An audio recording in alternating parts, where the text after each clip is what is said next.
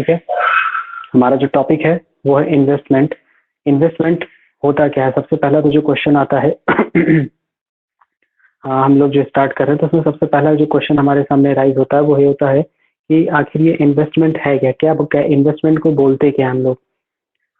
क्या होता है, बता सकते हो investment means? Sir addition to net capital stock को बोलते हैं इन्वेस्टमेंट। एग्जांपल जैसे कि बिल्डिंग या मशीनरी, फर्नीचर। अच्छा ठीक है। बेसिकली जब आप इन्वेस्टमेंट की डेफिनेशन देते हो तो आप ये बोल सकते हो इन्वेस्टमेंट के बारे में अगर हम कहें तो आप ये कह सकते हो कि invest means addition to the capital stock in a given period of time. एक किसी particular given period of time पे जो आपका टोटल एडिशन होता है आपके कैपिटल स्टॉक में, उसको हम लोग बोलते हैं इन्वेस्टमेंट। तो इन्वेस्टमेंट की अगर हम लोग बात करें बेटा, तो इन्वेस्टमेंट हमारा दो तरीके का होता है।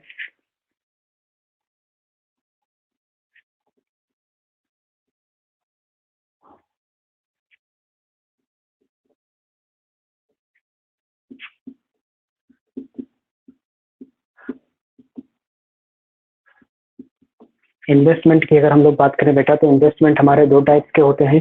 पहला हमारा होता है रियल इन्वेस्टमेंट और दूसरा होता है हमारा फाइनेंशियल इन्वेस्टमेंट। तो सबसे पहले बात करें फाइनेंशियल स्टेटमेंट क्या होते हैं, सॉरी फाइनेंशियल इन्वेस्टमेंट क्या होते हैं। तो फाइनेंशियल इन्वेस्टमेंट की अगर बात की जाए तो सपोज मैंने कहा कि आपके पास किसी एक कंपनी के शेयर थे। सपोज मान लो रिलायंस कंपनी की बात करें तो मैंने आपसे कहा कि शिवांगी बेटा आपके पास में रिलायंस कंपनी के शेयर थे और आपने अपने इस शेयर को अपनी फ्रेंड है शिवानी, उसको आपने सेल कर दिए। आपके पास में किसी एक कंपनी का, सपोज रिलायंस कंपनी का शेयर था और आपने इसको अपनी फ्रेंड शिवानी को शेयर कर दिया या सेल कर दिया, बेच दिया।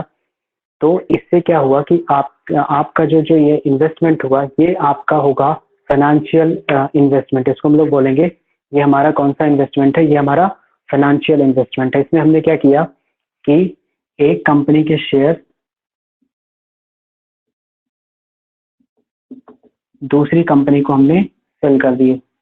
एक कंपनी का शेयर था उसको हमने दूसरी कंपनी के अंदर को सेल कर दिया। तो इसको हम लोग बोलते हैं, जो ये इन्वेस्टमेंट होता है हमारा, ये होता है फाइनेंशियल इन्वेस्टमेंट। तो इसमें हमने क्या किया है, एक तरीके से असेट्स का ट्रांसफर ही किया है। एक कंपनी से दूसरी कंपनी में हमने असेट्स का ट्रांसफर कर दिया। तो ये होता है हमारा फाइनेंशियल मीन्स एक कंपनी का शेयर था हमारे पास, उसको हमने किसी अपने फ्रेंड को दूसरे को बेच दिया, उसको बोला जाता है हमारा फाइनेंशियल इन्वेस्टमेंट। यानी इसमें किसी तरीके की कैपिटल का इंक्रीमेंट नहीं हुआ, कोई असेट्स आपके पास नहीं बढ़ गई, बल्कि आपने एक असेट्स का दूसरे को ट्रांसफर कर दिया है। आपने असेट्स का यहाँ पे क्या किया है, ट्रांसफर किया है। इनको असेट्स दिया, इनसे पैसा लिया, तो यहाँ पे कोई कैपिटल असेट्स आपकी इंक्रीज नहीं हुई।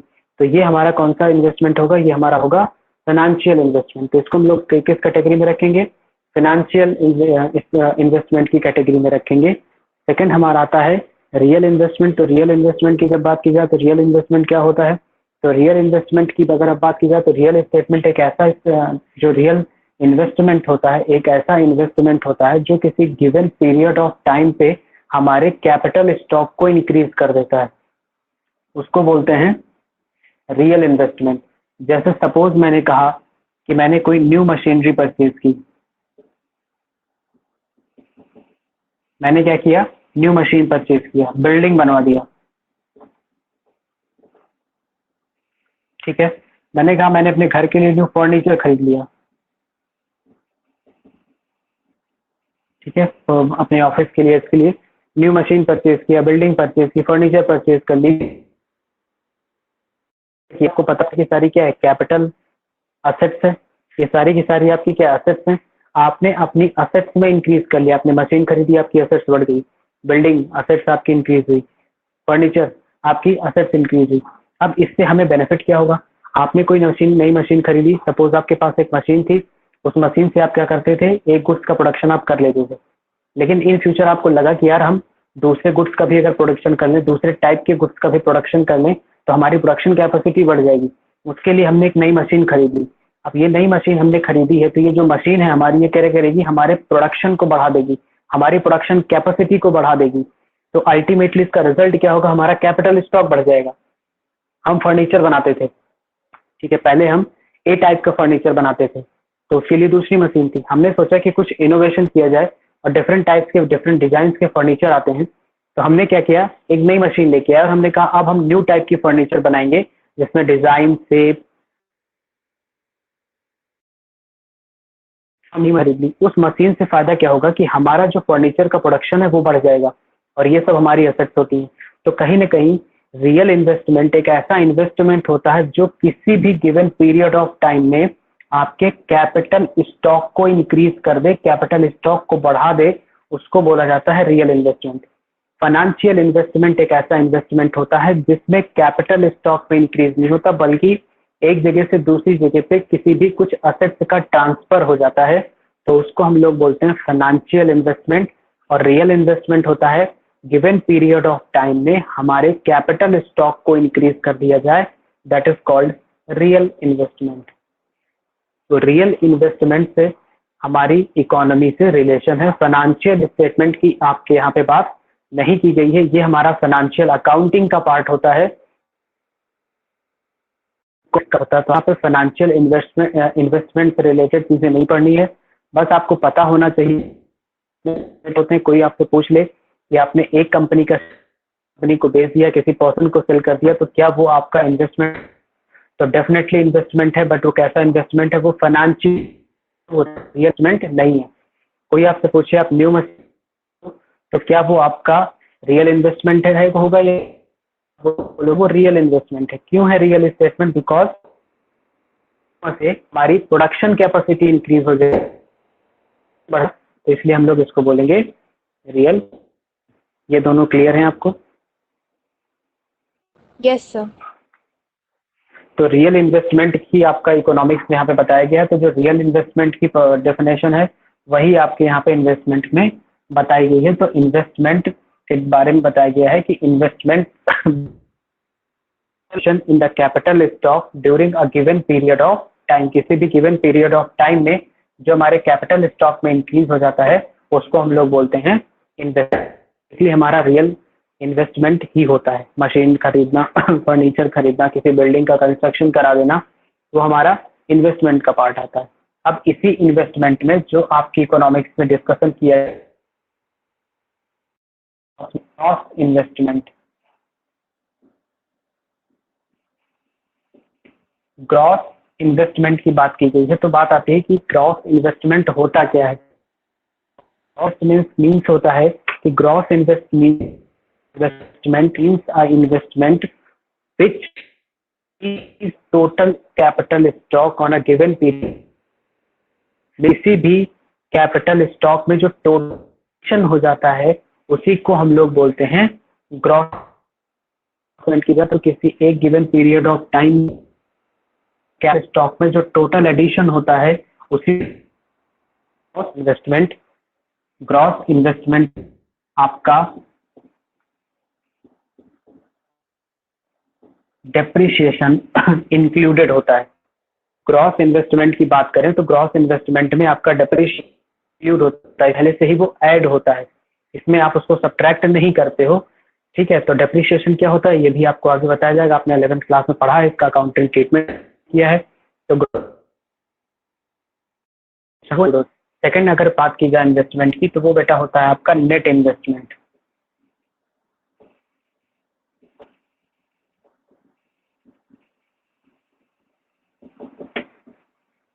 सेकंड इन्वेस्टमेंट है वो है हमारा नेट इन्वेस्टमेंट। ग्रॉस इन्वेस्टमेंट और नेट इन्वेस्टमेंट में केवल एक चीज का डिफरेंस होता है और वो होता है डेप्रिसिएशन का।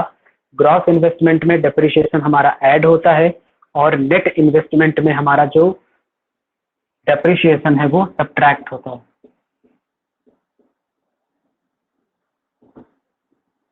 ठीक है, बस केवल एक ही चीज का डिफरेंस है कि ग्रॉस इन्वेस्टमेंट डेप्रिसिएशन ऐड होता है, नेट इन्वेस्टमेंट में डेप्रिसिएशन माइनस होता है। दोनों में जो डिफरेंस है वो केवल इसी चीज का है।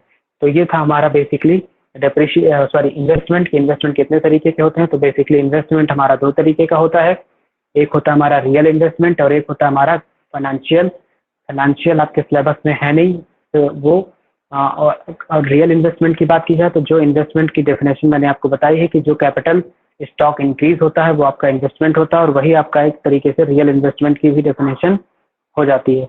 उसके बाद बताया गया है कि रियल इन्वेस्टमेंट कितने तरीके का होता है, 2 तरीके का होता है, ग्रॉस इन्वेस्टमेंट और नेट इन्वेस्टमेंट। नेट इन्वेस्टमेंट जो ग्रॉस इन्वेस्टमेंट होता है वो टोटल एडिशन होता है कैपिटल स्टॉक में during a given period of time, उसमें आपका डेप्रिसिएशन इंक्लूड होता है। और जो नेट इन्वेस्टमेंट होता है उससे ग्रॉस इन्वेस्टमेंट में से डेप्रिसिएशन माइनस करने के बाद आपको नेट इन्वेस्टमेंट पता चल जाता है। तो यहाँ तक कोई डाउट हो तो बताइए आप। No sir. ठीक है, अब बात की जाती है कि डेप्रिसिएशन क्या होता है, तो बताइए अब डेप्रिसिएशन क्या होता है, कुछ आइडिया है आपको? सर जो फिक्स एसेट के use and wear and tear के बाद जो उसमें लॉस होता है उसको हम डेप्रिसिएशन कहते हैं। केवल वियर एंड टियर का लॉस? सर मतलब उसकी यूजेज के साथ उसकी जो वैल्यू कम हो जाती है हम उसको डेप्रिसिएशन कहेंगे।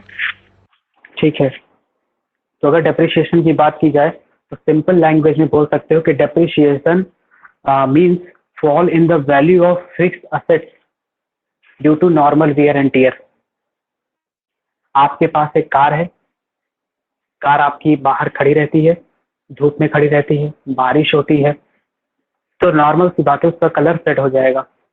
खड़ी रहती है तो हो सकता है कि कुछ ना कुछ उसमें मैकेनिज्म में या टेक्नोलॉजी से या कुछ और किसी तरीके की कोई इसमें प्रॉब्लम आ जाए, तो नॉर्मल वियर एंड टियर से आपकी असेट्स की वैल्यू में जो गिरावट होती है, जो कमी हो जाती है, उसी को बोला जाता है डेप्रिसिएशन। तो डेप्रिसिएशन का सिंपल मीनिंग है कि fall in the value of an asset due to normal wear and tear. लेकिन केवल यही नहीं होता है डेप्रिसिएशन। अगर डेप्रिसिएशन की बात की जाए तो डेप्रिसिएशन बेसिकली 3 तरीके से हो सकता है। पहला होता है कि नॉर्मल वियर एंड टियर हो जाए, हम कोई भी अपनी जो असेट्स है उसको यूज कर रहे हैं और यूज करने पे वो जो है नॉर्मल मशीन चल रही है, तो मशीन चल रही तो ऑब्वियस सी बात है कि कुछ ना कुछ उसके पार्ट्स जो होंगे वो धीरे धीरे एक तरीके से लेस इफेक्टिव होते जाएंगे और एक ऐसा टाइम आएगा कि वो पूरी तरीके से इफेक्टिवलेस हो जाएंगे, उससे हमारा कोई भी काम नहीं चल पाएगा, हमें उस मशीन को रिप्लेस करना होगा। तो नॉर्मल वियर एंड टियर से रिलेटेड आपका जो कमी आती है असेट्स के प्राइस में, उसको भी हम लोग बोलते हैं डेप्रिसिएशन। दूसरा होता है हमारा पासेज ऑफ टाइम। मन मीन्स कह सकते हो आप कि हमारे पास एक असेट्स है, उसका हम यूज नहीं कर रहे हैं, वो ऐसे ही एज यूजुअल पड़ी हुई है, उसको हमने भी इंस्टॉल नहीं कराया फैक्ट्री में, एक मशीन आई है और वो वैसे ही पड़ी हुई है। तो धीरे धीरे जैसे जैसे टाइम वेस्ट होता जाएगा, टाइम पास होता जाएगा, आपको भी पता है कि आयरन की चीज़ है तो उस पर रस्ट आ सकता है और भी बहुत सारी प्रॉब्लम आ सकती है। ठीक है, कुछ इलेक्ट्रॉनिक चीज़ है तो गैस वगैरह से हो सकता है उसकी लीक कर जाए या गैस वगैरह में कमी आ जाए, कुछ भी है, तो मीन्स कि हम उसको यूज़ नहीं करते, बल्कि टाइम गैप के साथ साथ जैसे जैसे टाइम निकलता जाता है वैसे वैसे उसकी वैल्यू कम होती जाती है, तो उसको हम लोग बोलते हैं ये पासेस ऑफ टाइम की वजह से इसकी असेट्स में वैल्यू कम हुई है, तो इसलिए ये भी एक डिप्रिसिएशन है। इसी तरीके से आप बोल सकते हो कि सपोज पहले आपने देखा होगा कि आपके पास में कीपैड के फ़ोन बहुत चलते थे, स्मार्टफोन का कहीं कोई यूज़ ही नहीं था, ना किसी को पता था और ना ही जो हमारे स्मार्टफोन थे वो मार्केट में थे। धीरे धीरे कीपैड के फ़ोन मार्केट से चले गए और हमारे जो हमारे स्मार्टफोन हैं उन्होंने कीपैड फ़ोन को रिप्लेस कर दिया। तो टेक्नोलॉजी की वजह से भी हो जाता है कभी कभी असेट्स की प्राइस में कमी। अभी हम सपोज मान लो जैसे लैपटॉप यूज़ कर रहे हैं तो विंडो 7 यूज़ कर रहे हैं, विंडो 7 अब आपका विंडो 10 विंडो 11 भी आ चुका है, अभी रिसेंटली विंडो 11 लॉन्च हुआ है, तो अब विंडो 7 को जनरली कोई पूछेगा नहीं, तो विंडो 7 की प्राइस ऑटोमेटिक कम हो जाएगी। क्यों? क्योंकि मार्केट में उसकी डिमांड नहीं है। अब इकोनॉमिक्स के स्टूडेंट हो, आपको पता होगा कि जिस चीज़ की डिमांड नहीं होती उसका प्राइस ऑटोमेटिक कम हो जाता है। तो सेम ऐसी बात की गई कि जब विंडो 7 की डिमांड नहीं होगी उसका प्राइस कम हो जाएगा। तो ये होता है टेक्नोलॉजी के चेंज होने से जो प्राइस कम हो जाता है उसको भी डेप्रिसिएशन। तो डेप्रिसिएशन 3 तरीके से होते हैं, नॉर्मल वियर एंड टियर हो सकता है, पासेस ऑफ टाइम हो सकता है और चेंज इन टेक्नोलॉजी हो सकता है, तो उसको डेप्रिसिएशन बोला जाता है। तो अगर डेप्रिसिएशन निकालना हो आपको, सपोज अगर क्वेश्चन में ना दिया हो और डेप्रिसिएशन आपको निकालना है तो आपको फॉर्मूला याद करने की जरूरत नहीं है। आपको पता है कि gross investment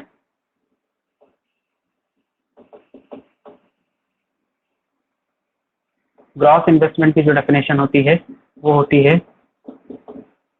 net investment plus depreciation, ये वैल्यू होती है। तो आपको डेप्रिसिएशन निकालना है, सिंपली आप क्या करोगे, ग्रॉस इन्वेस्टमेंट में से नेट इन्वेस्टमेंट को जब आप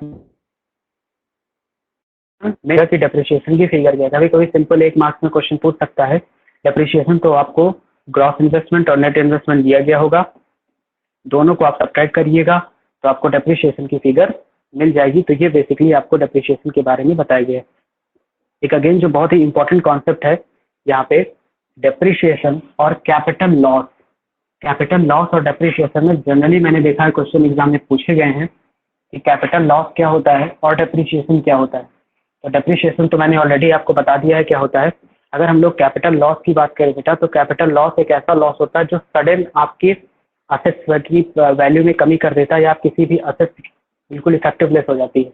लेकिन वो काम होता है वो सडन होता है, आपको उसके बारे में कोई इन्फॉर्मेशन नहीं होती, अचानक से हो गया। जैसे आपके पास में बिल्डिंग थी, ठीक है, आप अपने से बिल्डिंग में अपना बिजनेस करते हो, और हुआ क्या कि आप रात में बढ़िया अपना बिजनेस वगैरह सब बंद करके बिल्डिंग वगैरह अच्छे से लॉक वगैरह करके आप अपने घर चले गए, और रात में अर्थक्वेक आ गई। अब आपको तो पता नहीं था, आप तो ये मान के नहीं बैठे थे कि हाँ इस डेट पे इस टाइम पे अर्थक्वेक आएगी तो हमारा कैपिटल लॉस हो जाएगा। हम बैठ के उसका वेट कर रहे हैं कि हाँ अर्थक्वेक आओ, जल्दी आओ, हमारी बिल्डिंग गिर जाए ताकि हमारा कैपिटल लॉस हो जाए और हम अपनी इकोनॉमिक्स में कैपिटल लॉस को डिफाइन कर दें। ऐसा तो है नहीं, तो आपको नहीं पता था। आप नॉर्मली जैसे ही आप डे टू डे वर्क करते थे वैसे ही आप अपने घर गए, रात में अर्थक्वेक आई, और हुआ क्या, ये जो बिल्डिंग है आपकी ये कोलैप्स कर गई। अब इस बिल्डिंग से कोई यूज नहीं रहा आपका, इसको कोलैप्स होने से आपकी मशीन वगैरह जो लगी थी, आपका जो पूरा सिस्टम था वो पूरा का पूरा क्या हो गया, कोलैप्स हो गया। तो सडन हुआ और इसने आपकी असेट्स की वैल्यू को कम कर दिया या बिल्कुल इफेक्टिवलेस कर दिया। तो इसको हम लोग बोलते हैं कैपिटल लॉस। इस तरीके का जो लॉस होता है बेटा उसको हम लोग बोलते हैं कैपिटल लॉस। यानी कैपिटल लॉस एक ऐसा लॉस होता है जो किसी अब नॉर्मल कंडीशन में, नॉर्मल कंडीशन नहीं होता, डेप्रिसिएशन हमारा नॉर्मल कंडीशन में होता है, पर ईयर वो होना ही होना हमें पता है, और उससे हमारे बिजनेस पे कोई इफेक्ट नहीं पड़ना है। लेकिन जो कैपिटल लॉस होता है, रात में अर्थक्वेक आया और बिल्डिंग हमारी कोलैप्स हो गई, मशीनरी हमारी डिस्ट्रॉय हो गई, तो हम अपना बिजनेस कैसे करेंगे? तो हमारा तो बिजनेस नहीं हो पाएगा। हम जब तक मशीनों को सेट करेंगे, फिर से नई बिल्डिंग बनेगी, तो हमारा बिजनेस स्टार्ट होगा। तो कैपिटल लॉस जो होता है बेटा वो सडन होता है, जबकि डेप्रिसिएशन जो होता है वो पहले से आपको पता होता है। तो जनरली एग्जाम में क्वेश्चन जो पूछा जाता है वो कैपिटल लॉस और डेप्रिसिएशन में डिफरेंस पूछा जाता है कि क्या होता है। तो बेटा डेप्रिसिएशन जो होता है नॉर्मल वियर एंड टियर की कॉस्ट होती है और ये नॉर्मल कंडीशन में होता है। लेकिन जो आपकी कैपिटल लॉस होती है, कैपिटल लॉस आपकी नॉर्मल कंडीशन में नहीं होती है, ये किसी एब नॉर्मल कंडीशन में सडन हो सकती है। और डेप्रिसिएशन से आपके बिजनेस में कोई इफेक्ट नहीं पड़ेगा। क्यों? क्योंकि डेप्रिसिएशन सिस्टमैटिक तरीके से आपकी असेट्स के प्राइस को कम करता हुआ चलता है, और एक 5-10 साल बाद एक ऐसा टाइम आता है कि उस जो असेट्स है उसकी वैल्यू जीरो हो जाती है। लेकिन ये जो कैपिटल लॉस होता है ना, ये आपके बिजनेस में सडन आता है, पहले से आपको इसके बारे में कोई इन्फॉर्मेशन नहीं है, सडन आएगा और आपकी जो कैपिटल असेट्स, जो असेट्स वगैरह आपके, उसको पूरी तरीके से डिस्ट्रॉय कर देगा, तो उसको एक यूज नहीं रह जाएगा। उसके बाद आता है कि डेप्रिसिएशन। जैसे ही आपको पता होता है पहले से कि हाँ डेप्रिसिएशन होना है, तो क्या करोगे, आपके डेप्रिसिएशन से आपके नेट प्रॉफिट पे कोई इफेक्ट ना पड़े, उसके लिए क्या करते हो आप, उसके लिए प्रोविजन बना सकते हो कि हाँ हमें पता है इतना डेप्रिसिएशन होगा, तो हम पर ईयर उसका एक प्रोविजन बना लेते हैं और उसी प्रोविजन से हम पैसे निकाल के डेप्रिसिएशन को सेट ऑफ करते रहेंगे। लेकिन कैपिटल लॉस जो होता है इसके लिए पहले से आपको कोई प्रोविजन, कुछ नहीं पता है आपको कि हाँ ये होगा ही होगा, तो हम लोग क्या करते हैं, इसके लिए कोई प्रोविजन वगैरह नहीं बनाते हैं। हम अपने बिजनेस में कभी ये नहीं करेंगे कि भैया एक अलग तरीके से एक रिजर्व बना लो या एक प्रोविजन बना लो, कल को अर्थक्वेक आएगा, हमारी बिल्डिंग गिर पड़ेगी, तो हम वहां से क्या करेंगे, पैसे निकाल के और इसको कंपनसेट कर लेंगे। ऐसा कहीं नहीं होता है, ठीक है। तो जो नॉर्मल हमें पता है कि ये होना ही होना है बिजनेस में, तो उसके लिए तो हम प्रोविजन बनाते हैं, लेकिन जिसके बारे में कोई इन्फॉर्मेशन नहीं है उसके लिए हम लोग किसी तरीके का कोई प्रोविजन नहीं बनाते हैं। तो डेप्रिसिएशन और कैपिटल लॉस में ये डिफरेंस होता है। तो अगर यहाँ तक आपको कोई कंफ्यूजन है तो पूछ लीजिए बेटा। नो सर, क्लियर है। यहाँ तक बिल्कुल सब कुछ क्लियर है? ऑडियो वीडियो सब क्लियर है? Yes sir, yes sir. ठीक है। तो ये हमारे कुछ टूल्स हैं कि जब हम लोग नेशनल इनकम को कैलकुलेट करते हैं तो उसमें कुछ टूल्स हैं जो हमें यूज होते हैं। उसके बाद जो नेक्स्ट इंपॉर्टेंट टूल्स होता है वो है आपका, जो नेक्स्ट इंपॉर्टेंट टूल है वो है एनआईटी। एनआईटी शॉर्ट फॉर्म है और उसको डिटेल फॉर्म में हम लोग बोलते हैं नेट इनडायरेक्ट टैक्सेस। तो सबसे पहले हम लोग टैक्स को देखते हैं कि टैक्स क्या होता है। बेसिकली हमारे इंडिया में दो तरीके का टैक्स स्ट्रक्चर होता है और इससे बहुत ज़्यादा लोग आज के टाइम पे परेशान भी है। पैंडेमिक इशू चल रहा है, बहुत से लोग कह रहे हैं कि हमारे टैक्सेस को, गवर्नमेंट को कुछ हमें इस पर रिलैक्स देना चाहिए। तो टैक्स की अगर हम लोग बात करें तो टैक्स हमारा बेसिकली दो तरीके का होता है। पहला हमारा होता है डायरेक्ट टैक्स और हमारा दूसरा टैक्स होता है इनडायरेक्ट टैक्स। तो बेटा टैक्स हमारा दो तरीके का होता है, एक होता है डायरेक्ट टैक्स और दूसरा होता है इनडायरेक्ट टैक्स। तो अगर हम लोग डायरेक्ट टैक्स की बात करें तो डायरेक्ट टैक्स एक ऐसा टैक्स होता है जो कि डायरेक्टली इम्पोज होता है आपकी आपकी इनकम पे। आपके पापा जॉब करते हैं, गवर्नमेंट जॉब करते हैं, प्राइवेट जॉब करते हैं, उनकी एक इनकम होगी। उस इनकम पे कैलकुलेट करने के बाद जो गवर्नमेंट उस पर जो कुछ इस पे अलाउंसेस वगैरह देती है, कुछ सब्सिडी वगैरह देती है, कुछ उनको रिलीफ देती है, तो वो सब माइनस करने के बाद जो इनकम आती है उस पर उनको टैक्स पे करना पड़ता है। तो वो अपनी इनकम पे खुद से जो टैक्स पे कर रहे हैं उसको हम लोग बोलते हैं डायरेक्ट टैक्स, यानी जो डायरेक्टली आपकी इनकम पे इम्पोज कर दिया जाए और उसका बर्डन आप किसी को शिफ्ट ना कर पाए। आपके पापा का टैक्स आया है 5,000 रुपीज, अब वो ये थोड़े कहेंगे कि किसी और को, अपने फ्रेंड को कि मेरा टैक्स पे कर दो, या मम्मी से थोड़े नहीं कहेंगे मेरा टैक्स पे कर दो। मीन्स उनको वो टैक्स खुद ही पे करना है। ही इज ओनली टैक्स को पे करने के लिए वो खुद ही लायबल है और उसके बर्डन को किसी पे शिफ्ट नहीं कर सकते हैं। तो ये होता है आपका डायरेक्ट टैक्स। इनडायरेक्ट टैक्स की बेटा बात करें तो इनडायरेक्ट टैक्स एक ऐसा टैक्स होता है जिसके बर्डन को हम लोग इम्पोज कर सकते हैं, मीन्स जो इनडायरेक्टली हमारे ऊपर पड़ता है। जैसे ये एक बिस्किट का पैकेट है, मान लो MG बिस्किट है, इस बिस्किट का पैकेट है और ये बिस्किट है 10 रुपीज का, और इस पे जो GST आया है आपका, मीन्स जो टैक्स, GST हटा ही दो, टैक्स की अगर बात करो तो 1 रुपए का टैक्स आया है। अब इसको एक शॉप वाला है, मीन्स इसका मान लेते हैं माही नाम है, माही शॉप, ये शॉप वाला है, इसने इस बिस्किट को खरीदा तो इसने इसके लिए 10 रुपए दिया, ठीक है। या सपोज मान लो इसने इसके 10 रुपए नहीं दिए, इस पे MRP जो पड़ा हुआ है वो 10 रुपीज MRP पड़ा हुआ है, जिसमें से टैक्स इंक्लूडेड करने के बाद ये सब है। वो इसको लेके आया, सपोज ये 5 रुपए में लेके आया, इसमें 4 रुपए ये था प्राइस और 1 रुपए था टैक्स का। ये मिस्टर ए है, इन्होंने ये बिस्किट लिया, तो जब इस बिस्किट के लिए ये पे करेंगे तो MRP लिखा है, बोलेगा भैया 10 रुपए हमें पे कर दो, 10 हम पे कर देंगे। अब इस 10 रुपए में ये 1 रुपीज इंक्लूड था, माही शॉप वाले ने भी 1 रुपए का टैक्स दिया और माही शॉप ने इनको 1 रुपए का पेमेंट किया होगा टैक्स का। माही शॉप ने जब ए को आगे इसी प्रोडक्ट को सेल किया तो उन्होंने ए से 10 रुपए चार्ज किए, जिसमें से उन्होंने ये टैक्स का पैसा ऑलरेडी इनसे ले लिया। मीन्स अल्टीमेटली जो इनडायरेक्ट टैक्स का बर्डन है वो शिफ्ट किस पे हो रहा है, कंज्यूमर पे शिफ्ट हो रहा है। मैन्युफैक्चरर ने इनको दिया, शॉप वाले को, शॉप वाले से पैसा इन्होंने टैक्स का ले लिया, फिर ये जो शॉप वाला है इन्होंने कंज्यूमर को सेल किया और इन्होंने कंज्यूमर से टैक्स का पैसा ले लिया। तो अल्टीमेटली आप देखो तो इनडायरेक्ट टैक्स का बर्डन यहाँ से यहाँ शिफ्ट हुआ, यहाँ से यहाँ शिफ्ट हो गया। अब इनडायरेक्ट टैक्सेस आपके बहुत तरीके के होते हैं। पहले आपके जो होते थे वो एक्साइज ड्यूटी होते थे, कस्टम ड्यूटी आपका होता था, सेल्स टैक्स होता था, वैट होता था, बहुत डिफरेंट टाइप्स के टैक्सेस थे इंडिया में। बट अभी रिसेंट गवर्नमेंट जो आई थी आपकी मोदी जी की गवर्नमेंट, उन्होंने ये सारे के सारे टैक्सेस को हटा दिया और एक वन नेशन वन टैक्स लेके आ गए, इसका नाम था गुड्स एंड सर्विस टैक्स, जिसको GST बोला जाता है। तो बेसिकली इनडायरेक्ट टैक्स एक ऐसे टैक्स होते हैं जिसका बर्डन आप शिफ्ट कर सकते हो और डायरेक्ट टैक्स एक ऐसा टैक्स होता है जिसका बर्डन आप शिफ्ट नहीं कर सकते हो। तो ये इनडायरेक्ट टैक्सेस होते हैं। अब इसमें बात की जाती है कि नेट इनडायरेक्ट टैक्सेस क्या होते हैं। इनडायरेक्ट टैक्स क्या होता है वो मैंने बता दिया। अब हमारे जो इकोनॉमी के लिए इम्पोर्टेंट है, नेशनल इनकम के लिए इम्पोर्टेंट है, वो है नेट इनडायरेक्ट टैक्स। तो नेट इनडायरेक्ट टैक्स क्या होता है, तो इसमें हम लोग निकालते हैं इनडायरेक्ट टैक्स में से सब्सिडी को माइनस कर देते हैं। इनडायरेक्ट टैक्स में से सब्सिडी को माइनस कर दिया जाता है। सब्सिडी को माइनस करने के बाद आपके पास जो अमाउंट आता है वही होता है NIT, जिसको हम लोग बोलते हैं नेट इनडायरेक्ट टैक्स। तो इनडायरेक्ट टैक्स क्या होता है मैंने आपको बता दिया। अब बात करते हैं कि सब्सिडी क्या होती है। तो बेटा सब्सिडी गवर्नमेंट की तरफ से दी जाने वाली एक असिस्टेंट होता है। Means subsidy is a type of economic assistance given by the government. Means government जो आपको एक तरीके का कह सकते हो आपकी जो आपको वो इकोनॉमिक असिस्टेंस प्रोवाइड करती है, एक तरीके की आपकी आर्थिक सहायता देती है। सपोज जैसे समय पैंडेमिक इश्यू चल रहा है तो गवर्नमेंट ने बहुत सारी सब्सिडीज दी है। जैसे सपोज मान लो आप एक टीवी था और उसको आप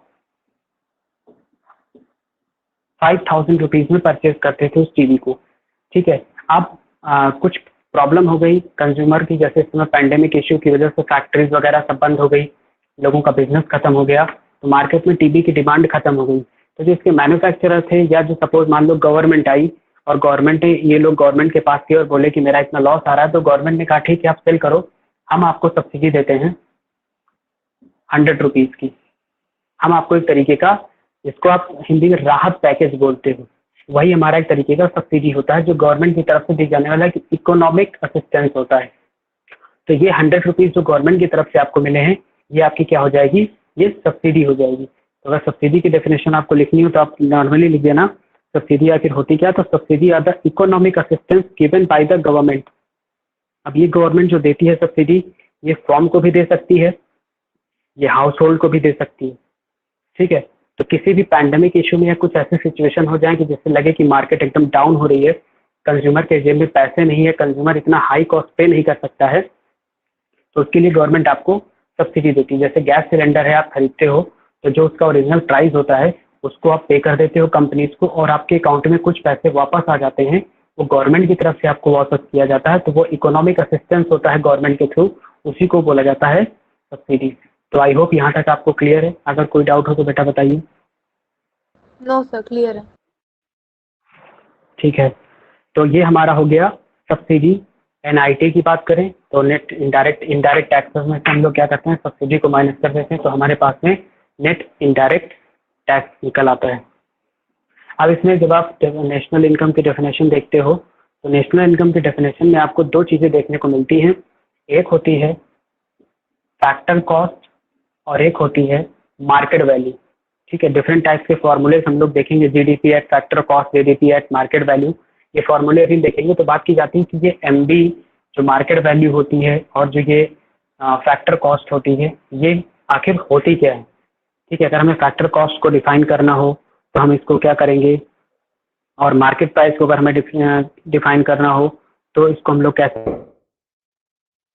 बेटा जब हम लोग फैक्टर कॉस्ट की बात करते हैं तो कहीं ना कहीं जैसे ही फैक्टर कॉस्ट की बात आए, तुरंत आपके दिमाग में चार चीज़ें आनी चाहिए, land, labour, capital, entrepreneurship. Land, rent, labour, wages, capital, interest और एंटरप्रेन्योरशिप, प्रॉफिट। ये चार चीजें तुरंत आपके माइंड में आनी चाहिए। तो फैक्टर कॉस्ट की अगर हम लोग बात करें तो बेटा फैक्टर कॉस्ट को हम कह सकते हैं कि एक ऐसी तरीके की कॉस्ट होती है जो कि फैक्टर ऑफ प्रोडक्शन को उनके कंट्रीब्यूशन के लिए हम लोग पे करते हैं, उसको बोलते हैं हम लोग फैक्टर कॉस्ट। मीन्स फैक्टर जो प्रोडक्शन होते हैं, फैक्टर ऑफ प्रोडक्शन, उन्होंने जो कंट्रीब्यूट किया है वो होती है उसकी फैक्टर कॉस्ट, उसको हम लोग बोलते हैं फैक्टर कॉस्ट। तो जो सपोज हम किसी प्रोडक्ट का मैन्युफैक्चरिंग कर रहे हैं और उसको जो हमारा बनाने में कॉस्ट आया है, वो कॉस्ट आया हमारा 100 रुपीज़ का, उस पर जो टैक्स आया है वो आया है 10 रुपीज़ की। ठीक है, एमआरपी जो है उसका वो है हमारा 110 रुपीज़। तो ये जो 100 रुपीज़ आया है यही है आपका फैक्टर ऑफ प्रोडक्शन। मीन्स इसमें आपका लैंड, लेबर, ठीक है, कैपिटल, एंटरप्रेन्योरशिप सब मिला के इसमें फैक्टर ऑफ प्रोडक्शन आपके लगे और इसको बनाने में ये कॉस्ट आई, तो ये 100 रुपीज़ आपका हो जाएगा फैक्टर कॉस्ट। ठीक है, तो फैक्टर कॉस्ट हो गया। मार्केट वैल्यू क्या होती है, तो मार्केट वैल्यू वो वैल्यू होती है जिससे आप मार्केट में अपने गुड्स को सेल करते हो। तो ये 100 रुपीज़ जो आपको 110 रुपीज़ निकल के आया है, ये हो जाएगी आपकी मार्केट वैल्यू। तो फैक्टर कॉस्ट मीन्स वो कॉस्ट जो फैक्टर ऑफ प्रोडक्शन के कंट्रीब्यूशन के लिए पी किया जाता है। जैसे कॉस्ट आई 100 रुपीज़ की तो आपकी फैक्टर कॉस्ट हो गई। मार्केट वैल्यू की अगर हम लोग बात करें तो मार्केट वैल्यू एक ऐसी वैल्यू होती है जो उसका मार्केट में प्राइस पे किया जाता है। जैसे हम उसके 110 रुपीज़ पे करते हैं तो ये जो 110 रुपये है ये हो जाएगी इसकी मार्केट वैल्यू। तो ये होता है आपका फैक्टर कॉस्ट और मार्केट वैल्यू, जो जनरली आपके क्वेश्चन में जो फॉर्मूले वगैरह होते हैं जीडीपी, एमपी, उसमें सब में आपका यूज होता है। तो यहाँ तक आपको समझ में आ गया है। Yes sir. अब हमने ये भी देख लिया। अब नेक्स्ट टॉपिक जो हमारा आता है वो आता है एनएफआईए। तो एनएफआईए क्या होता है, net factor income from abroad. अब यहाँ भी फैक्टर का कॉन्सेप्ट आया है, net factor income from abroad, और एक होता है net factor income to abroad. दो कॉन्सेप्ट यहाँ पे होते हैं आपके, net factor income from abroad और एक होता है नेट फैक्टर इनकम या फैक्टर इनकम फ्रॉम अब्रॉड और फैक्टर इनकम टू अब्रॉड। ये दो कॉन्सेप्ट होते हैं। तो सबसे पहले हम लोग देखते हैं एनएफआईए को।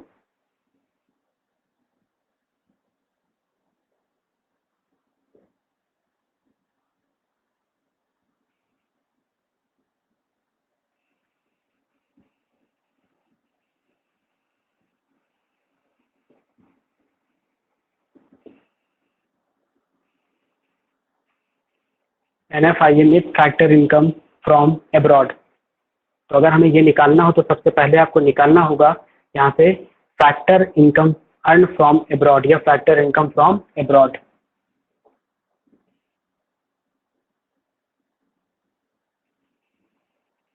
इसमें से आप माइनस कर दोगे फैक्टर इनकम टू अब्रॉड, तो यहाँ पे आपका NFIA निकल आएगा। NFIA का मतलब होता है net factor income from abroad. इसका जो फॉर्मूला होता है निकलेगा कैसे, फैक्टर इनकम फ्रॉम अब्रॉड में से factor income to abroad minus कर देंगे तो निकल आएगा। अब बात की जाती है कि फैक्टर इनकम फ्रॉम अब्रॉड क्या होती है। तो फैक्टर इनकम फ्रॉम अब्रॉड एक ऐसी इनकम होती है जो एक normal resident rest of the world से अर्न करता है, यानी जो अब्रॉड से अर्न करता है उसी को बोला जाता है फैक्टर इनकम फ्रॉम अब्रॉड। और एक होता है आपका फैक्टर इनकम टू अब्रॉड। तो फैक्टर इनकम टू अब्रॉड का मतलब क्या होता है कि एक फैक्टर इनकम इस तरीके की जो कि एक नॉर्मल रेजिडेंट, ठीक है, किसी अदर कंट्री को, जो एक नॉन रेजिडेंट होता है उसकी सर्विसेज के लिए पे किया जाता है, तो उसको बोला जाता है factor income to abroad. Factor income from abroad का मतलब ये होता है कि एक ऐसी फैक्टर इनकम, अगर आप डेफिनेशन लिखना चाहो लिख सकते हो कि factor income from abroad is the income earned by the normal resident of a country from the rest of the world. Means rest of the world, बाकी वर्ल्ड से, अपनी अपनी जो वो कंट्री है उसको छोड़ के बाकी रेस्ट ऑफ द वर्ल्ड से जो वो अर्न करता है एक नॉर्मल रेजिडेंट, उसको बोला जाता है फैक्टर इनकम फ्रॉम अब्रॉड। और फैक्टर इनकम टू अब्रॉड की अगर हम बात करें तो इसमें आप लिख सकते हो कि factor income to abroad is the factor income paid to the normal resident. किसको पे किया जाता है, नॉर्मल रेजिडेंट को पे किया जाता है टू अदर कंट्रीज। इस जो नॉन रेजिडेंट होते हैं उनकी फैक्टर सर्विसेज के लिए जो इनकम पे की जाती है वो फैक्टर इनकम टू अब्रॉड होता है। ये कॉन्सेप्ट समझ में आया आपको? यस सर, इसके कुछ एग्जांपल्स हैं? हाँ, बहुत सारे एग्जांपल्स हो सकते हैं, जैसे कि फैक्टर इनकम फ्रॉम अब्रॉड की अगर आप बात करो,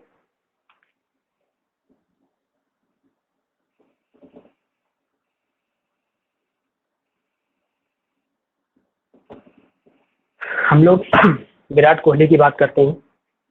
ये इंडिया है और ये ऑस्ट्रेलिया है। इंडिया की सीरीज हो रही है, ठीक है, ऑस्ट्रेलिया में।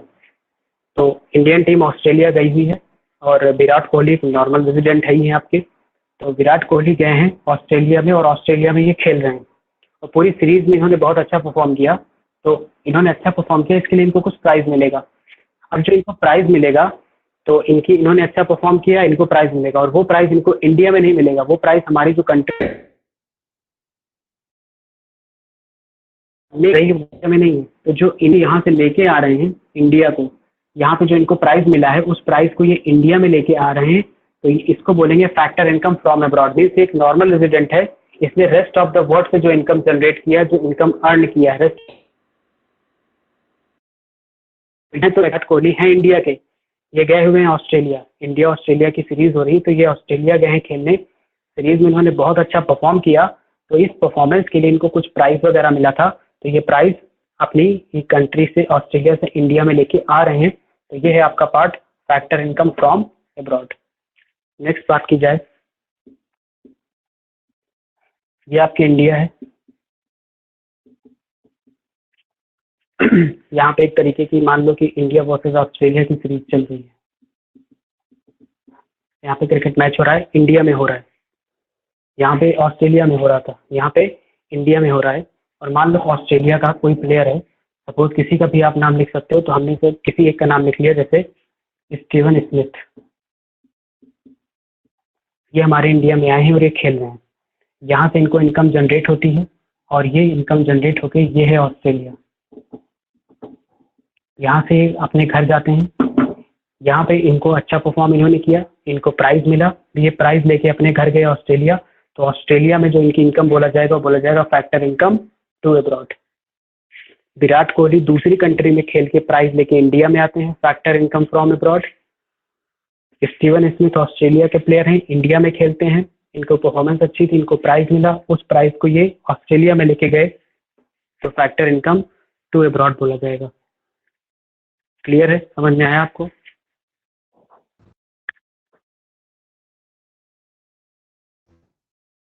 बेटा बताइए, क्लियर है, समझ में आ गया आपको? सर वॉइस नहीं आ रही है।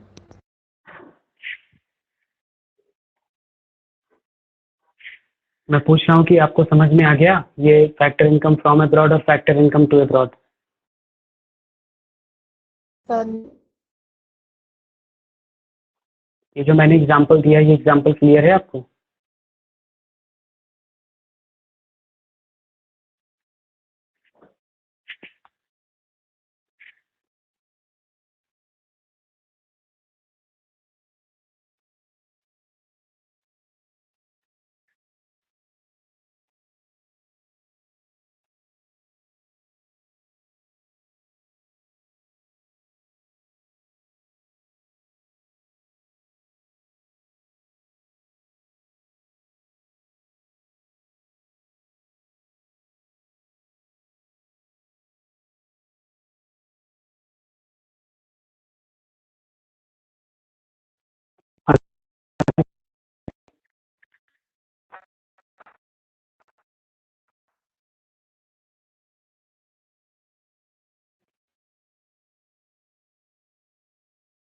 क्लियर नहीं है एकदम।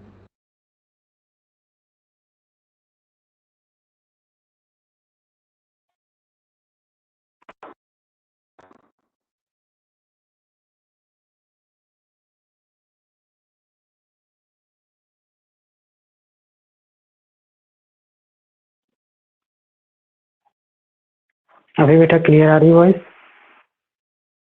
Yes sir. जो मैंने एग्जांपल अभी आपको ये बताया है, ये एग्जांपल के थ्रू आपको क्लियर हो गया फैक्टर इनकम फ्रॉम अब्रॉड और factor income to abroad? Yes sir, clear हो गया। इसका आप स्क्रीनशॉट ले लीजिएगा, समझने के लिए आसानी रहेगी। बीच में वॉइस की प्रॉब्लम हुई थी तो समरी कर देते हैं। ये विराट कोहली है, ये ऑस्ट्रेलिया में कोई सीरीज खेल के आए हैं, तो वहां से जो इनकम लेके आएंगे फैक्टर इनकम फ्रॉम अब्रॉड। ये ऑस्ट्रेलिया के प्लेयर हैं, इंडिया में खेल रहे हैं, तो यहाँ से जो इनकम लेके अपनी कंट्री को जाएंगे उसको बोलेंगे फैक्टर इनकम टू अब्रॉड। तो इसका जल्दी से आप स्क्रीनशॉट ले लीजिए।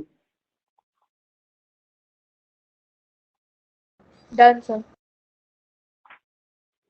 तो ये होता है आपका factor income from abroad, factor income to abroad. जब दोनों को हम लोग सब्ट्रैक्ट कर देते हैं तो net factor income from abroad निकल आती है। अब एग्जाम में आपके 3 क्वेश्चन बनते हैं, उनको देखिए क्या है।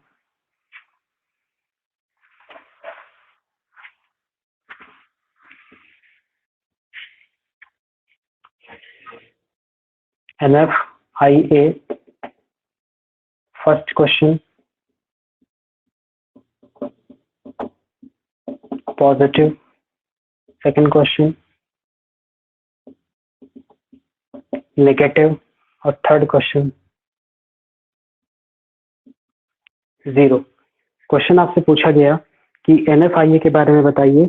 NFIA पॉजिटिव होता है, NFIA नेगेटिव होता है और NFIA जीरो होता है।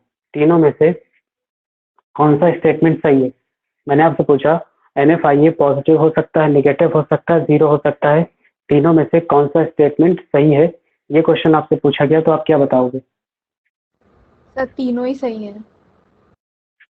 गुड, तीनों स्टेटमेंट सही है, क्योंकि जो हम लोग NFIA का फॉर्मूला देखते हैं वो देखते हैं factor income from abroad minus factor income to abroad. ये डेफिनेशन हम लोग इसकी देखते हैं। तो इन केस अगर आपकी फैक्टर इनकम फ्रॉम अब्रॉड ज़्यादा है और फैक्टर इनकम टू अब्रॉड कम है, तो उस केस में जो NFIA आएगा आपका वो पॉजिटिव आएगा। सपोज अगर जो फैक्टर इनकम फ्रॉम अब्रॉड है वो कम है और फैक्टर इनकम टू अब्रॉड आपकी ज़्यादा है, तो उस केस में जो NFIA आएगा आपका वो नेगेटिव आएगा। एंड थर्ड केस में दोनों ही इक्वल हो सकते हैं। तो अगर ये दोनों इक्वल हो गए तो जब दोनों को सब्ट्रैक्ट करेंगे तो जीरो आएगा। तो ये हमारा जो NFIA है वो पॉजिटिव भी हो सकता है, वो नेगेटिव भी हो सकता है और वो हमारा जीरो भी हो सकता है। तीन की तीनों कंडीशन यहाँ पे आपकी बिल्कुल सही हो जाएंगी। तो ये क्लियर है आपको? Yes sir. तो ये था हमारा बेसिक चीजें जो कि हमारे नेशनल इनकम से रिलेटेड कुछ कॉन्सेप्ट थे, कुछ कंपोनेंट्स थे जो हम लोगों ने देख लिए हैं कि क्या क्या कंपोनेंट्स हमारे इससे रिलेटेड होते हैं। ठीक है, आप इससे कुछ रिलेटेड कॉन्सेप्ट्स और आते हैं, जैसे अभी आगे की क्लास में हम लोग जो टॉपिक डिस्कस करने वाले हैं, जनरली आपने अपने इकोनॉमिक्स में या न्यूज़पेपर में पढ़ा होगा ये कॉन्सेप्ट GDP। पढ़ा है कभी? Yes sir. तो जीडीपी का जो फुल फॉर्म होता है आपका वो होता है ग्रॉस डोमेस्टिक प्रोडक्ट, ये हमारे जीडीपी का फुल फॉर्म होता है। तो जीडीपी हम लोग अभी आगे पढ़ेंगे, एनडीपी पढ़ेंगे। एनडीपी का क्या फुल फॉर्म होता है बेटा? Sir national domestic product. Good, national domestic product या नेट डोमेस्टिक प्रोडक्ट, ये दोनों ही यूज हो सकते हैं, तो ये भी आपका यूज होता है। तो जीडीपी क्या होता है, एनडीपी क्या होता है, जीडीपी को कैलकुलेट करने के कौन कौन से कंपोनेंट आते हैं, एनडीपी को कैलकुलेट करने के कौन कौन से कंपोनेंट आते हैं। तो सबसे पहले तो बेसिक हमने आपको सर्कुलर फ्लो ऑफ इनकम पढ़ाया, फिर हमने आपको फैक्टर इनकम, ट्रांसफर इनकम पढ़ाई, और कुछ नेशनल इनकम से रिलेटेड कुछ मैंने आपको कॉन्सेप्ट भी बताए कि क्या क्या हमारे कुछ कंपोनेंट्स आते हैं जिसको हमें उसको पता होना चाहिए। नेक्स्ट जो आगे की क्लासेस आपकी आ रही हैं, जो नेक्स्ट आगे के चैप्टर्स हैं, उसमें अब इनके फॉर्मूलेज का डिस्कशन किया गया है कि जीडीपी कैसे कैलकुलेट होता है, एनडीपी कैसे कैलकुलेट होता है, इसका फॉर्मूला क्या है, मार्केट वैल्यू पे इसका फॉर्मूला क्या बनेगा, ठीक है। फैक्टर कॉस्ट पे अगर हम लोग बात करें तो फैक्टर कॉस्ट पे इसका क्या फॉर्मूला बनेगा, तो वो अभी आगे के जो चैप्टर्स हैं उसमें है। तो बेसिकली वो फॉर्मूले हैं, तो आपको फॉर्मूले याद करने पे फोकस नहीं करना है कि हमें फॉर्मूले को याद कर लेना एग्जाम के लिए, क्योंकि इतने ज़्यादा फॉर्मूले हैं कि वो लास्ट मोमेंट पे आपके मिसअप हो जाएंगे, और जब मिसअप हो जाएंगे तो वो चीज़ें आप भूलने लगोगे, तो कहीं ना कहीं वो क्वेश्चन आपके गलत हो जाएंगे। तो ये फॉर्मूले हमें अपने माइंड में कैसे रखने हैं, तो बेसिकली हमें करना क्या है, इन फॉर्मूलेज की क्वेश्चन की इतनी प्रैक्टिस कर लेनी है वो आ जाए। दूसरा चीज़ की जीडीपी की अगर हम बात करें तो जीडीपी मार्केट प्राइस पे बात की जाए, जीडीपी की हम लोग फैक्टर कॉस्ट पे बात करें, मार्केट वैल्यू की बात करें, तो दोनों पे जो अलग अलग इसका कैलकुलेशन होता है। तो अगर इसकी फॉर्मूले की बात करें कि जो इसमें फॉर्मूला लगता है तो वो क्यों लगता है, इसके पीछे का कॉन्सेप्ट क्या है, जैसे जीडीपी एमपी की बात करें आपको कि जीडीपी एमपी का फॉर्मूला क्या होता है, या जीडीपी एफसी का फॉर्मूला क्या। सबसे पहले फैक्टर कॉस्ट की बात की तो जीडीपी एफसी क्या होता है, तो जीडीपी एफसी सिंपल होता है कि जीडीपी में से इनडायरेक्ट टैक्सेस को माइनस कर दो, तो जीडीपी एफसी आपका निकल आता है फैक्टर कॉस्ट पे। तो क्यों उसको माइनस करते हैं, क्यों हम लोग जीडीपी एट फैक्टर कॉस्ट पे जीडीपी में से सॉरी जो जीडीपी एट फैक्टर कॉस्ट होती है, तो फैक्टर कॉस्ट में हम लोग क्यों जीडीपी एनपी से जो इनडायरेक्ट टैक्सेस है वो माइनस करते हैं, इसके पीछे के कॉन्सेप्ट क्या है। तो अगर वो कॉन्सेप्ट आपको पता होंगे तो आपको ये फॉर्मूले जो है ये इसको याद नहीं करना पड़ेगा, आपको पता रहेगा कि हाँ अच्छा जीडीपी एट हमें एफसी निकालना है, it mean GDP at MP दिया गया होगा, उसमें से इनडायरेक्ट टैक्सेस को माइनस कर देना है तो निकल आएगा। जैसे मैंने आपको कॉन्सेप्ट बताया फैक्टर कॉस्ट और मार्केट वैल्यू, ये दोनों का कॉन्सेप्ट बताया। तो जीडीपी जो आपसे पूछा गया है वो पूछ रहा है कि जीडीपी फैक्टर कॉस्ट को बताना है। जीडीपी वो बताइए मुझे जो कि फैक्टर ऑफ प्रोडक्शन को कंट्रीब्यूशन में मिला हो, मीन उसकी जो कॉस्ट आई हो। तो कभी भी जब किसी भी चीज की हम लोग कॉस्ट का कैलकुलेशन करते हैं तो कॉस्ट की कैलकुलेशन में कभी भी टैक्सेस को इंक्लूड नहीं किया जाता है। टैक्सेस को इंक्लूड करने से पहले जो हमारा प्राइस निकल के आता है वही उसकी कॉस्ट होती है। लैंड, लेबर, कैपिटल और एंटरप्रेन्योरशिप के लिए जो पैसे आपने दिए हैं वही आपकी कॉस्ट होती है, क्योंकि वही हमारे फैक्टर ऑफ प्रोडक्शन में काम आते हैं, वही हमारे प्रोडक्शन प्रोसेस में काम आते हैं। तो जब भी किसी भी चीज का आपको कॉस्ट बतानी होगी तो कॉस्ट में कभी भी आपका टैक्स इंक्लूड नहीं होता है, जबकि जो मार्केट वैल्यू होती है, मार्केट वैल्यू में हमारा टैक्स का अमाउंट इंक्लूड रहता है। तो अगर आपको जीडीपी एट फैक्टर कॉस्ट बतानी है तो सिंपल इतना याद रखिएगा, फैक्टर कॉस्ट पूछा गया है मीन्स इसमें टैक्सेस के बारे में पूछा ही नहीं गया है। और एमपी जो दिया गया है, मार्केट वैल्यू जो दी गई है, मार्केट वैल्यू में सर ने बताया था इसमें टैक्स इंक्लूड होता है, लेकिन फैक्टर कॉस्ट में टैक्स इंक्लूड नहीं होता है। इट मीन तुरंत दिमाग में घंटी बज जाएगी, भैया जीडीपी मार्केट वैल्यू दी गई है उससे क्या करो, टैक्स को माइनस कर दो, तो आप क्या करोगे, फैक्टर कॉस्ट आपको मिल जाएगा। तो इसके पीछे के कॉन्सेप्ट होते हैं जो कि आपको समझने हैं, तो आपको फॉर्मूले याद करने की जरूरत नहीं पड़ेगी। अच्छा जीडीपी एफसी के लिए जीडीपी एमपी, उसमें से इनडायरेक्ट टैक्स को माइनस कर दो, निकल आया। उसके पीछे का कॉन्सेप्ट याद रखना भैया, फैक्टर कॉस्ट में टैक्स इंक्लूड नहीं होता, मार्केट वैल्यू में टैक्स इंक्लूड होता है। तो हम इसमें से अगर टैक्स को घटा देंगे तो अल्टीमेटली हम फैक्टर कॉस्ट पे अपने आप पहुंच जाएंगे, हमें उसके लिए कोई फॉर्मूला याद करने की जरूरत नहीं है। क्लियर है बेटा आपको? Yes sir, clear. जो कॉन्सेप्ट अभी मैंने समझाया वो क्लियर है? Yes sir. ठीक है, तो आप एक काम करिएगा कि अभी जितना मैंने कराया है इसको बेसिकली आप एक बार रिवाइज कर लीजिएगा। सेकंड थिंग क्या करना है कि इसको आप कहीं पे भी नोट करते चलिएगा, ठीक है। ये जो हम आपको पढ़ा रहे हैं इसके लिए एक अलग नोटबुक बना लीजिएगा, और इन चीज़ों को प्रॉपरली आप कहीं भी उसको, हम जिस फॉर्म में बोर्ड पे लिखते हैं और जो कॉन्सेप्ट वगैरह बना के करते हैं, तो ये आप जब करोगे तो रिवीजन के टाइम पे ये चीज़ें काफ़ी हेल्प करेंगी आपको, इलस्ट्रेशन वगैरह देख के कि अच्छा सर ने बताया था विराट कोहली ऑस्ट्रेलिया में खेलेगा, तो वो फैक्टर इनकम फ्रॉम अब्रॉड हो जाएगी, और ऑस्ट्रेलिया का कोई प्लेयर इंडिया में खेलेगा और ऑस्ट्रेलिया में जो इनकम लेके जाएगा फैक्टर इनकम टू अब्रॉड हो जाएगा। अच्छा सर, मैं ये बताया था कि जीडीपी जो फैक्टर कॉस्ट होती है, फैक्टर कॉस्ट में कभी भी टैक्स इंक्लूड नहीं होता, मार्केट वैल्यू में टैक्स इंक्लूड होता है। तो मार्केट वैल्यू से टैक्स माइनस कर दूं तो कॉस्ट पता चल जाएगी। तो इस तरीके से जो हम आपको पढ़ाएंगे तो हम कभी भी आपको ये नहीं कहेंगे कि आप ये फॉर्मूले को याद करो, हम आपको कॉन्सेप्ट बता देंगे। आप कभी जिंदगी में आपको फॉर्मूला याद करने की जरूरत ही नहीं पड़ेगी, और जब प्रैक्टिकल क्वेश्चन आप करोगे तो ऑटोमेटिकली आपको पता रहेगा अच्छा ये होता है, ये लॉजिक है, तो फटाक से आप क्वेश्चन करके चले आओगे, कभी क्वेश्चन आपका गलत नहीं होगा। ठीक, ओके सर। तो आप इसके लिए नोटबुक बना लेना प्रॉपरली, और उस पर ये जो हम करा रहे हैं इसको प्रॉपरली जगह पे नोट डाउन करते चलना, जो रिवीजन के टाइम पे आपको बहुत ज़्यादा हेल्पफुल करेगा। तो कल हम लोग जो करने वाले हैं वो बेसिकली फॉर्मूलाज को करने वाले हैं। तो हम आपको फॉर्मूलेज का डेरिवेशन तो होता है, डेरिवेशन भी हम आपको बता सकते हैं, वो आपका सीए में आता है। डेरिवेशन आपका यहाँ पे बेटा नहीं है कि कैसे ये फॉर्मूले बनते हैं, तो आई थिंक वो बताने की नीड भी नहीं होगी, क्योंकि उससे आपका टाइम वेस्ट होगा, प्लस आप कंफ्यूज ज़्यादा हो जाओगे और चैप्टर आपका लेंदी हो जाएगा। तो डायरेक्ट हम आपको फॉर्मूला बता देंगे और उसके पीछे का हम आपको कॉन्सेप्ट बता देंगे कि इसके पीछे ये कॉन्सेप्ट लगता है, तो जिससे आपको फॉर्मूला याद करने की जरूरत नहीं पड़ेगी। लेकिन उससे पहले आई विल सजेस्ट कि जितना भी मैंने इकोनॉमिक्स में आपको करा दिया है इसका प्रॉपरली आप एक बार अच्छे से रिवाइज कर लेना, और अगर किसी भी तरीके का अकाउंट्स में, इकोनॉमिक्स में आपको डाउट होता है तो वो आप पूछ लीजिएगा। बिजनेस स्टडीज में किसी तरीके का कोई डाउट होता है तो वो आप पूछ लीजिएगा। बीएससी की क्लासेस अभी आपकी स्टार्ट नहीं हुई हैं, होपफुली नेक्स्ट वीक तक I will try my best कि वो भी क्लास आपकी स्टार्ट हो जाए। तो अगर उससे रिलेटेड कोई डाउट होगा तो अभी आप अगर उसको पूछना चाहो तो अभी भी वो आप व्हाट्सएप पे मैसेज करके आप वो भी पूछ सकते हो, जिससे कि आपको कोई किसी तरीके का कोई प्रॉब्लम ना हो। Okay sure sir. ठीक है, तो इतना आप रिवीजन कर लेना, फिर बाकी आगे की क्लासेस को हम कल कंटिन्यू करते हैं। आई होप आज की क्लास आपके लिए वर्थफुल रही होगी। Yes sir, thank you. Thank you बेटा।